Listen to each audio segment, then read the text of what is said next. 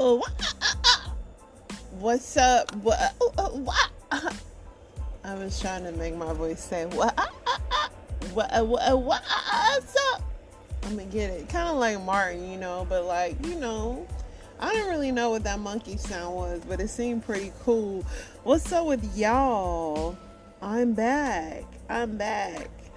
Yeah, went very fast per usual. Weekend was cool, lots of chores. Husband did lots of chores. Shout out to my husband. My husband's hurting right now because his football team lost. But it's going to be okay. He's still great. He's still winner in my sight. So there's that.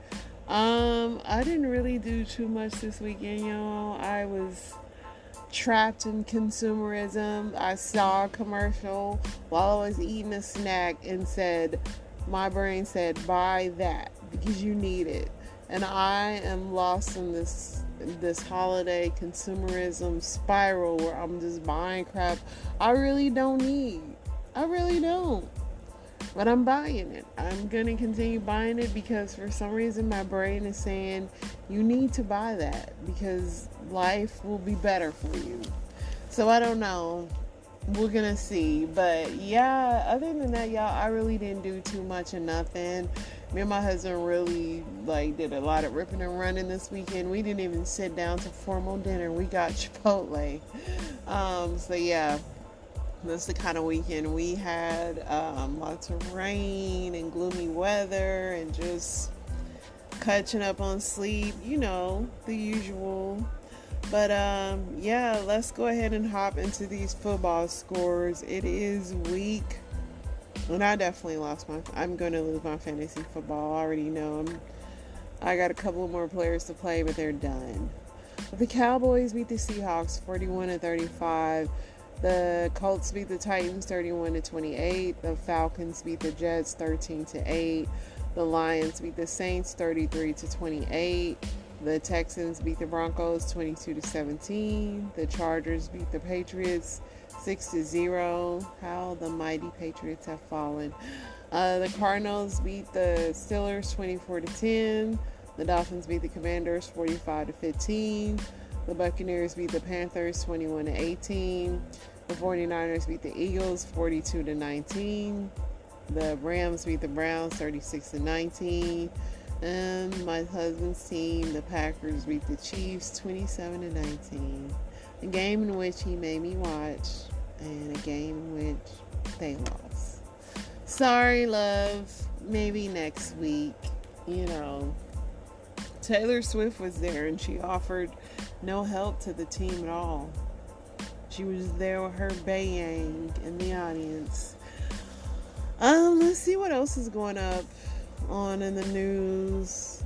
Residents of a mobile home near a senior community in Ohio are frustrated with the rising costs from its new owner, Freddie Mac. Freddie Mac is raising prices for everybody. I look at some of these houses on the market and it's just crazy how much they cost. New Jersey police were sent on a wild caught-on-camera chase after a deer smashed into an elementary school. He was there. I don't know why I did that. It just sounded good. Let's see what else we got. Social media is fueling boycotts against McDonald's and Starbucks over the Israel-Hamas war. Each company has sought to distance itself from the conflicts, where pro-Palestinian voices are speaking out against what they perceive as support for Israel. You'll know a lot of people said I don't drink or eat at Starbucks, so I hope I'm helping the cause. During the hours you spend in bed every night, your sheets collect skin flakes and an assortment of body fluids and oils, dust mites, and if you have a cat or dog, pet hair. Experts say, here's the tips for getting rid of the gunk. Wash them. Alaskan Airlines agrees to acquire its rival Hawaiian Airlines in a deal valued at $1.9 billion. Jay-Z will be 54 tonight. A lot of people are pointing out that he is almost 30 years older than his young bride, Beyonce. They still together, though. They are still together. 49ers linebacker Dre Greenlaw was thrown out Sunday's game against Philadelphia after being called for personal foul. A lot of people thrown out. I'm not gonna mention the person on my husband's team that got thrown out because he kind of forbid me to talk about any of that. But I will just not name names. But he know what I'm talking about. Let's see what else we got here, y'all. LeBron and the Houston's coach kind of had an exchange for words. Pretty much LeBron was like, the dude was calling people bees. And LeBron was like, you shouldn't throw that word around so loosely. And then the coach was like, called LeBron a soft ASS boy. And then the coach got ejected, as he should. You're a coach. You're supposed to be above that, sir. And this man is the same man that cheated on Nia Long, so there's that. A veterinary prescribes COVID-19 drug for mystery dog illness. It's kind of a death sentence if we don't. These dogs is fading away. Their little respiratory illnesses.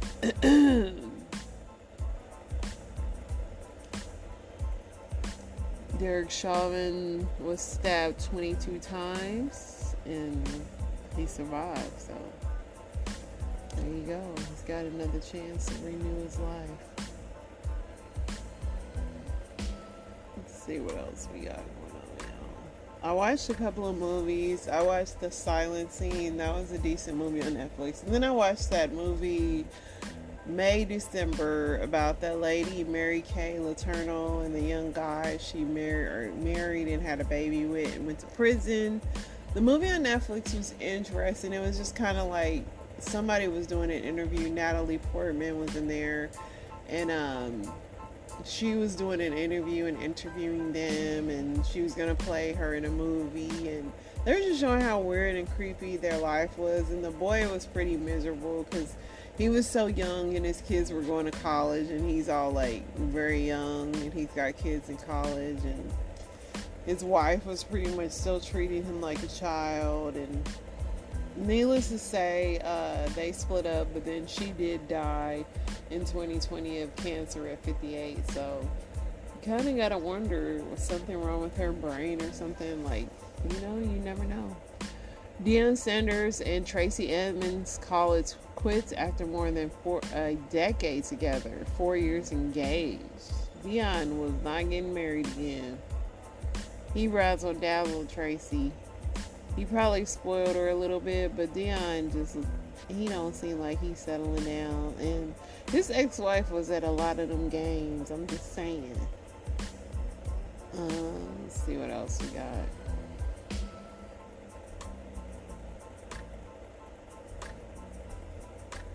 Could be a lot of repetitive stuff.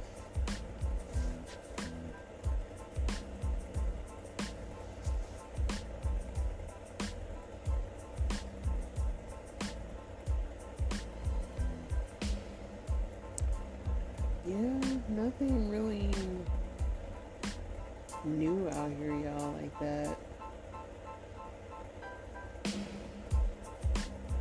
For real. So we might just go ahead and hop into Reddit's.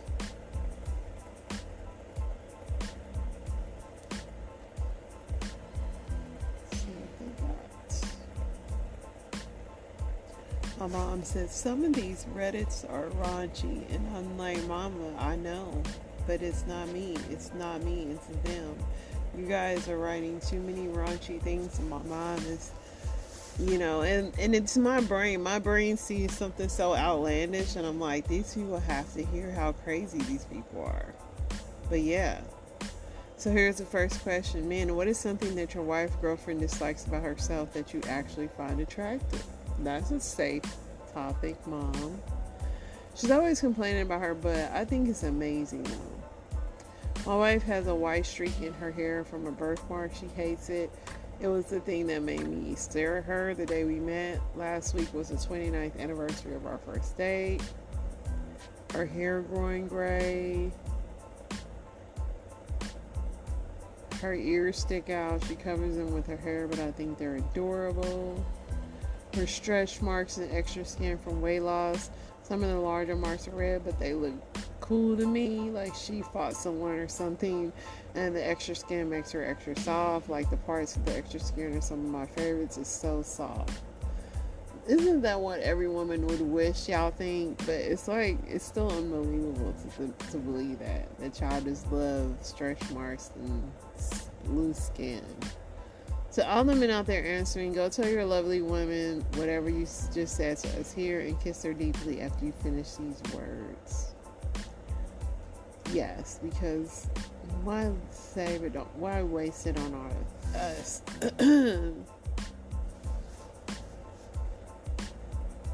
What's something you wish you knew about sex before you had sex? Sex has an aroma. Some does, for sure. Lube isn't just for old people. If at night, decide if you're spending the night together or leaving when you're done. Just because the sex is good doesn't mean they care about you.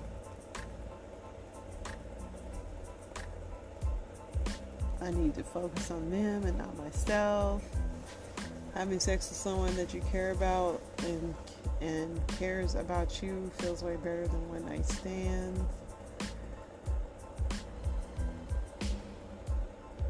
The people are not always honest about having tested negative for STDs, and you should not take their word for it before you have sex. Very good and true.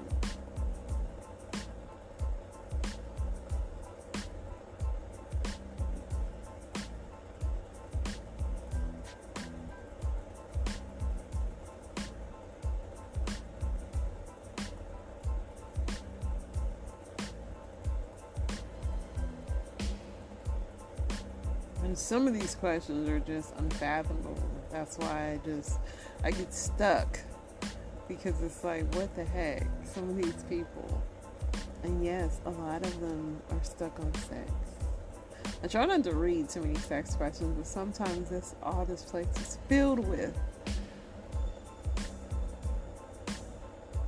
What is something you would do if you knew you could get away with it with zero consequences? Maybe I was a rat on myself. I'm gonna see what y'all saying. Tell people what I really think of them. You can do that. Expose government secrets. You'd have to actually know them first. Have my favorite Indian restaurant cook every dish on the menu and let me have them. Steal from billionaires. Would it be stealing, or would it be like a Robin Hood? Because kind of they steal from us.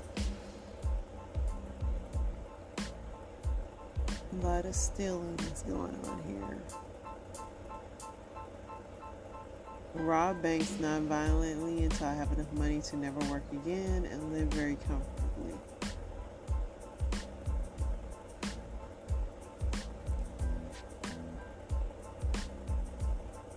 What things do women do that chase men away? Passive aggressive, won't make a decision, but the man's decision is always wrong. Not practicing what they preach and doing that rules for them and not others. Not being direct, and they act like everything they know, including their own thoughts and opinions, are common knowledge. Just recently signed up for dating apps, and after looking at a bunch of bios, I have to say that obnoxious drives me away. Remarks about how sarcastic they are or how they expect to be entertained are things that automatically cause me to swipe left. Wanting to hook up but finding every excuse not to, then wondering why you lose interest and moved on. Orbiters, and what they mean by that is like having dudes that are on your bench, ladies. The men that you haven't got rid of, but they're just lingering.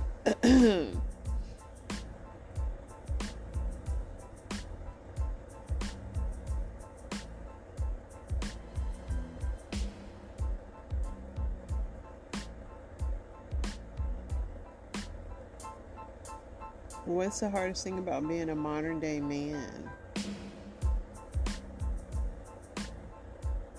Clearly, I'm in the Ask Men section. Nobody truly appreciates us, and when we do things right, but when we do things wrong, it all rains down. Women expect us to care about their problems, issues, feelings, etc. Yet so many women are generally dismissive of men when we talk about ours. In short, there's a lot of rules for thee, but not for me, and not practicing what they preach, and so on. Feels like I'm hated everywhere. A lot of modern women just talk about how they hate men or have specific preferences that are impossible to compare. You're basically expected to act as a machine and be very good at it. No emotions give good, very results.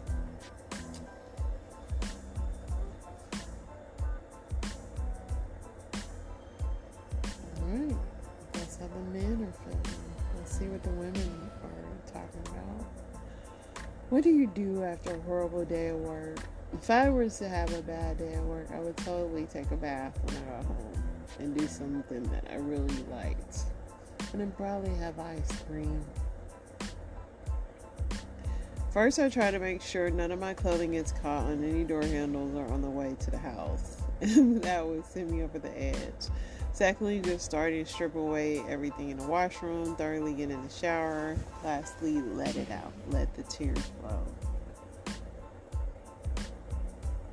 Melt on my chair, staring mindlessly at the abyss of nothingness. On my way home, I'd stop for a treat. Then I got home, bring to my bathroom, music, shower, and then just scream.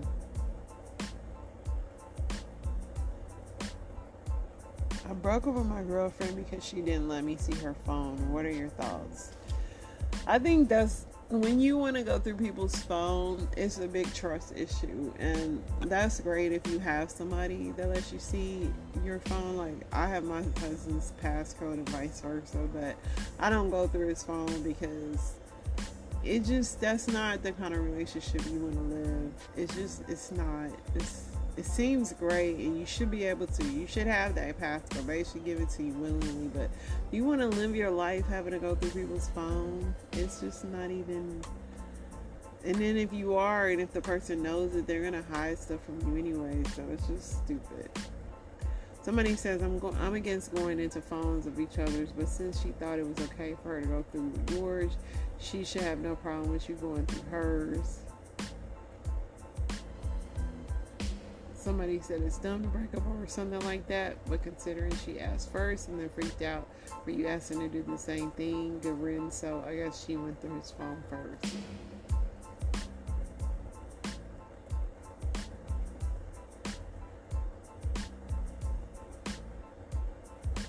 Do you believe social media is damaging the way men and women interact with each other? Absolutely. People behind keyboards get a little more bolder than they normally would, and they say some crazy stuff. Somebody said yes, but I also think it's changing the way everybody interacts regardless of gender. The thing with a lot of manosphere stuff you brought up, that's where there's always been people who thought those things and now they're just saying them. Yeah.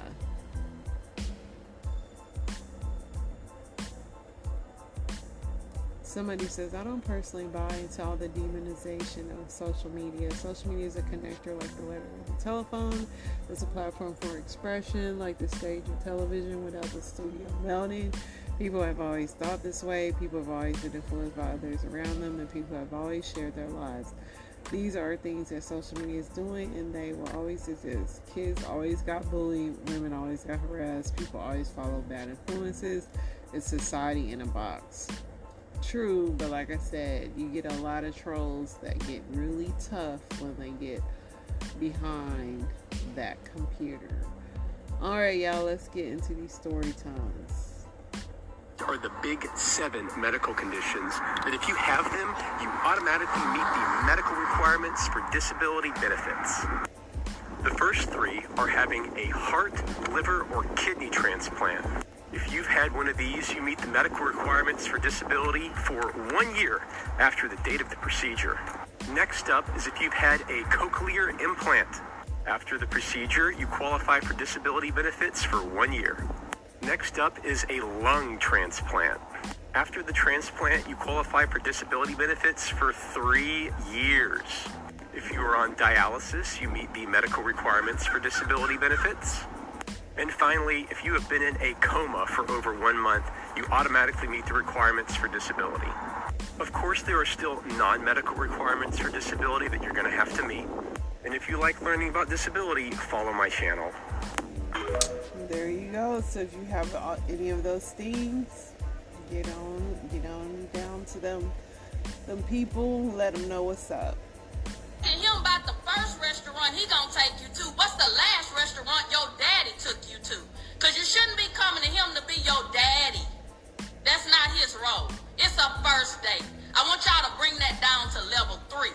Y'all way on 10 with this foolishness and want to embarrass somebody. My second question is, have you ever been anywhere? Where do you take yourself? Let me see your checkbook registry. Let me log into your bank account and see what you feed yourself on a regular basis. Where do you take yourself for lunch or dinner? That's the next question I want you to answer. And then the third thing about this, come on back over here because I need you to understand what time it is. A real lady is going to be there for the purpose of what it's for. She's not looking for food because she's hungry that she can't afford so she can take it to go and get a doggy bag. I'm going to wrap this up to go. Why? You ain't going to have food tomorrow? That's a poverty mindset. So a first date, again, is to get to know the person, to hang out, have fun. Y'all should be laughing and talking. It don't need to be a steakhouse. We don't even know if you worth a steak. You might just be worth a piece of bread. Mm-hmm. So ladies, young ladies, grow up. Get some maturity about yourself. Y'all buying titties, lashes, booties, and everything else. And you want somebody else to feed you.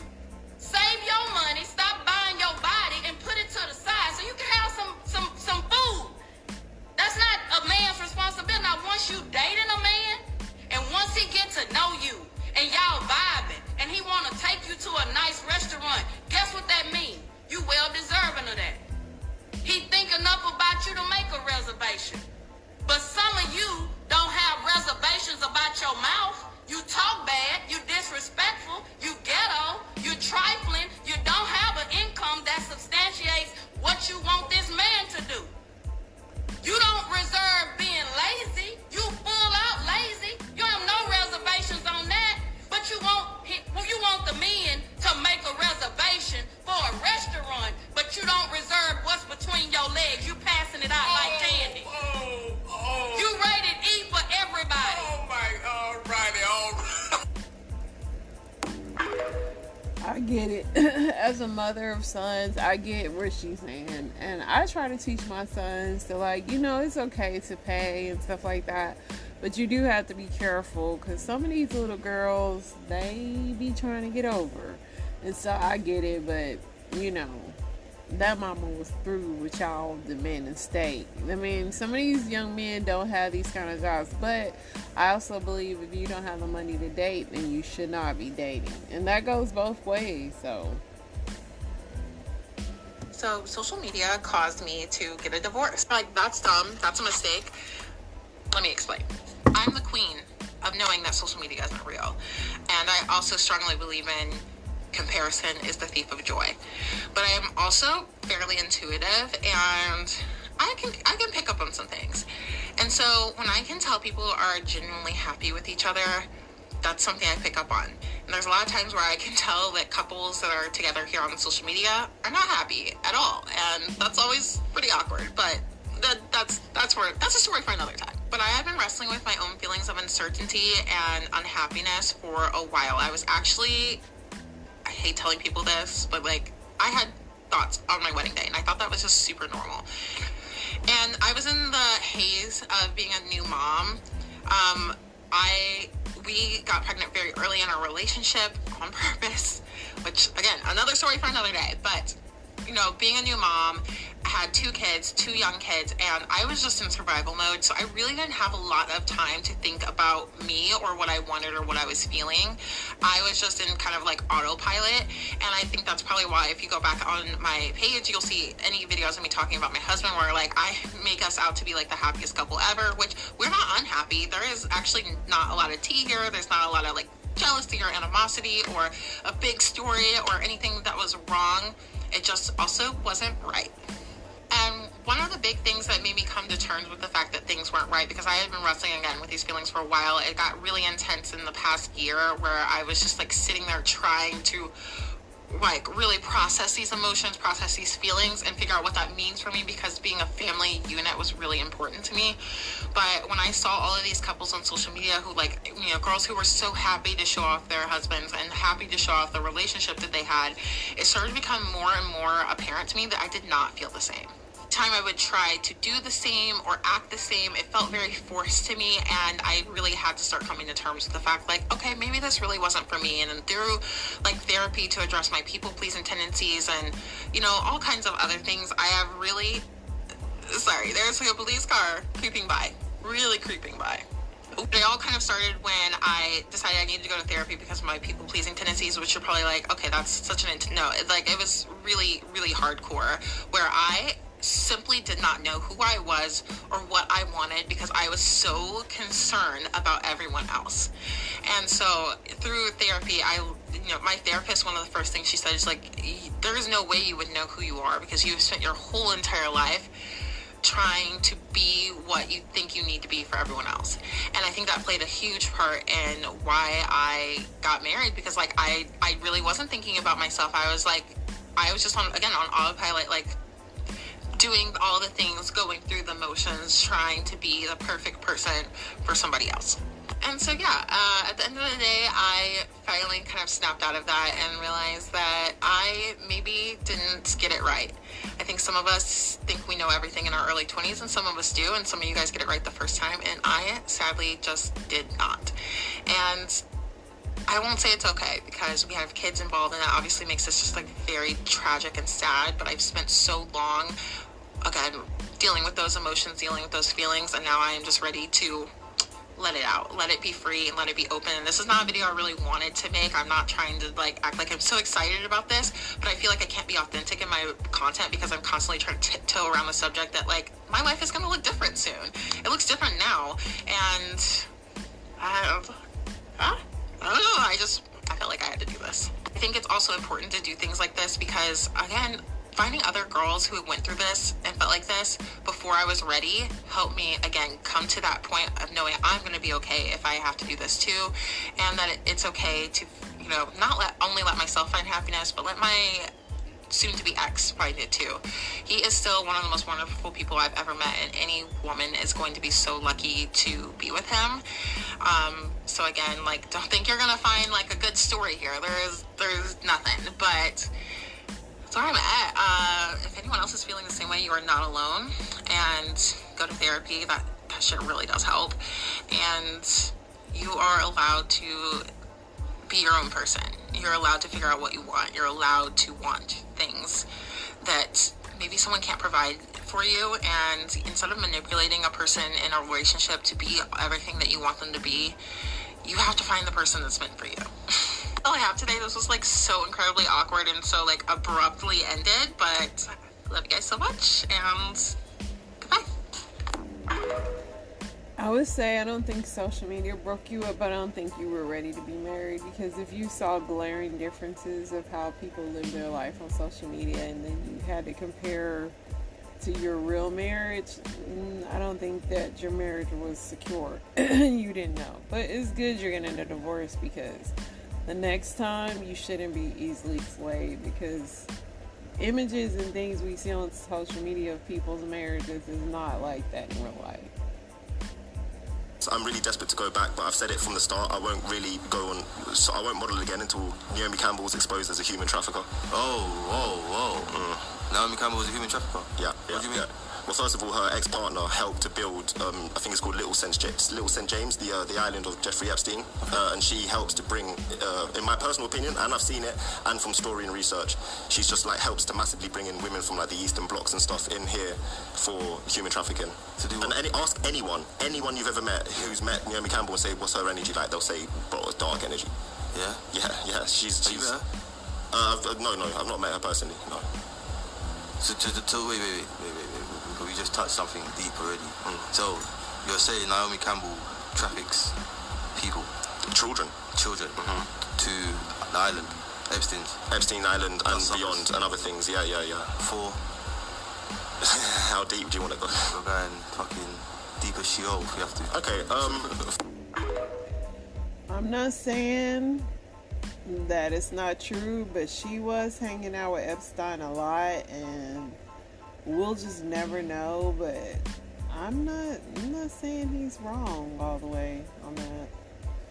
If you don't like mess, this video probably not for you. So I get to work late because I had a dentist appointment. As soon as I get to work, I go downstairs, and one of the managers comes to me like they want to see you upstairs in the conference room. So I go upstairs. I get in there. It's a duty manager, it's an operations manager, another duty manager, and they boss. I walk in there and sit down like, what's up? Because mind you, I don't like this fucking place, and I hate all of these people, so what the fuck do y'all want? They're like, you know why you in here? I'm like, no. They're like, you sure you don't know why you in here? And I'm like, no. Now at this time, I'm being genuine. I'm not being delusional on purpose. Yeah. Plus, I like directness. That whole beating around the bush shit, guessing game, I'm not doing it. He like, you sure you don't know why you in here? I just turned around like, is this jail? Like, I don't know what I'm in here for. Like, what do y'all want to talk about? And hurry up. This man starts throwing pins in a cup. And I'm confused. He like, you sure you don't know why you in here? I'm like, I said no. Every pin he throw, he keep asking me, you sure you don't know why you in here? And I'm like, no. I said no the first 3 times. Are you going to be an adult and tell me what you're talking about? Or are we going to continue to play this game? I don't have time for this. He keep throwing these pins, and as he throwing them and keep asking me, like, do you know why you in here? He's getting more upset, and now I'm entertained. So I blatantly laugh at him, and I was like, I don't know anything unless I'm told. Now, by this time, I done figured out why I'm in here, but you ain't telling me nothing, and you're a grown-ass adult. Use your fucking words. Are you a 4-year-old? Now I done pissed him off even more because he's sitting there, and I'm like, no clue, big dog. Don't know what you're talking about. What's up? Are you gonna use your words? He's like, a video was sent to us, and you're making videos about work. So, now because I'm not finna admit to nothing, I'm like, I don't know what you're talking about. This man pulls up an old-ass TikTok video. Y'all know when they was throwing pins in a cup as a challenge, and you would say shit and be like, okay, whatever. I made one of those, but I intentionally made sure that I didn't have on no company logos. I didn't set nothing that was specific to this place. Didn't use no verbiage, no names, no none of that. I just had on a pair of blank jogging pants and a t-shirt with a jacket. So, according to my legal eyeballs, this is all speculation, and whoever sent you this is trying to stir up some shit. But it's okay, because I'm going to be sure like, now what he fucks up and says is that, yeah, this video was sent to us, sent to you. Taking mental notes. Say, look, this video was sent to us, and blah, blah, blah. And I'm like, okay, and? He's like, in this video, you said that you were going to call your supervisor a bitch. And I'm like, okay, did any of my supervisors get called a bitch? Then this one operations manager talking about she wouldn't dare. My nigga, you will be first. You don't even fucking know me for real. I continue and I say, I'm trying to figure out why y'all upset and nobody in here is a supervisor. Y'all worried about shit that don't even apply to you. That pissed him off even more. So then this meeting continues, and I really just turned into some Juju and his homeboy type of shit with every question they asked me because I just realized how fucking slow they. Now the crazy part is, this man tried to threaten me. He's like, you said in your video that you were gonna take shots on your lunch. How would you like it if I drug tested you? I said, I'll piss in a cup in this room right now. Where is fucked his whole head up because you really thought you was finna get off with that. I don't smoke, and the people in this room know that, so they should have told you that before I came in here, because now you're trying to threaten me. It's not going. He's sitting there like, wait, what do you mean? I said, I can piss in a cup for you right now. Why wait? Where's the cup? Go get it!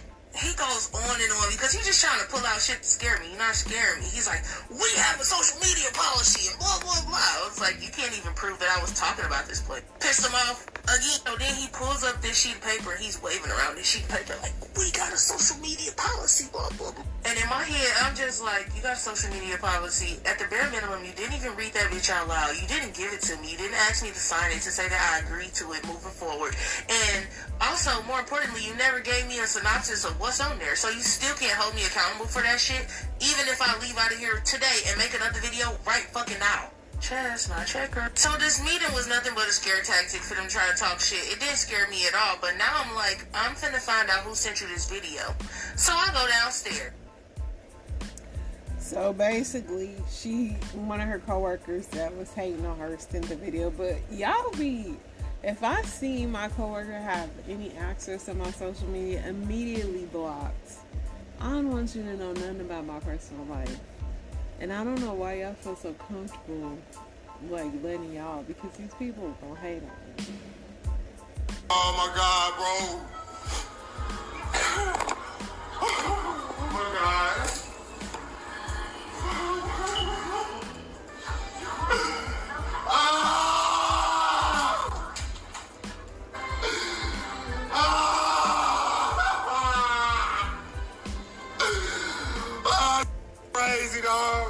This is the story of Marietta Matthews, aged 26, a beautiful and smart girl who had a bright future ahead of her, and Tamiko Merriweather, a loving and caring mother who dedicated her life to helping others, who were both murdered by the boyfriend of Marietta.